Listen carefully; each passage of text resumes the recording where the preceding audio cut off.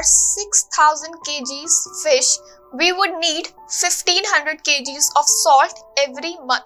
So price of salt is rupees 2 per kg.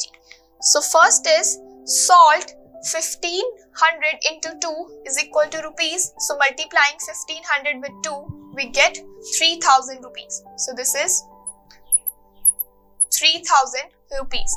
B part is packing and bus charges are also rupees 3000. So total monthly cost of drying and selling the fish is, so monthly cost,